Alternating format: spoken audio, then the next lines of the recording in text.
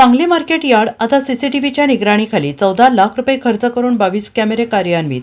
आशिया खंडातील हळदीची प्रमुख बाजारपेठ म्हणून ओळखल्या जाणाऱ्या सांगली कृषी उत्पन्न बाजार समितीच्या सुरक्षेमध्ये आता आधुनिक तंत्रज्ञानाची भर पडलेली आहे. मार्केट यार्डातील वाढत्या चोऱ्या आणि वाहतूक कोंडीवर नियंत्रण मिळवण्यासाठी बाजार समिती प्रशासनाने संपूर्ण परिसरात 22 हाय डेफिनिशन सीसीटीव्ही कॅमेरे बसवले आहेत. तर सुमारे 14 लाख रुपये खर्च करून ही यंत्रणा कार्यान्वित केल्यामुळे शेतकरी आणि व्यापाऱ्यांना मोठा दिलासा मिळालेला आहे, अशी माहिती समितीचे सचिव महेश चव्हाण यांनी दिली. बाजार समितीच्या आवारात दररोज महाराष्ट्र, कर्नाटक, तमिळनाडू आणि आंध्र प्रदेश या राज्यातून मोठ्या प्रमाणावर शेतीमालाची आवक होते.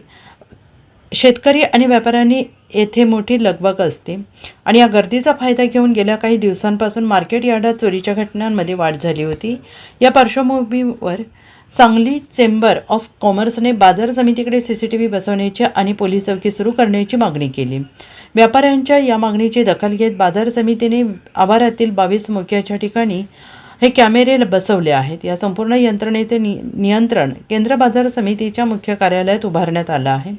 मालाची चोरी आणि संशयास्पद हालचालींवर बारीक लक्ष असणार आहे. तसेच वाहनांची कोंडी सोडवण्यासाठी सीसीटीव्हीचा वापर केला जाईल.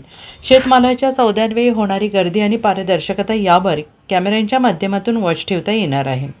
Bureau report, SBN Marathi, Sangli.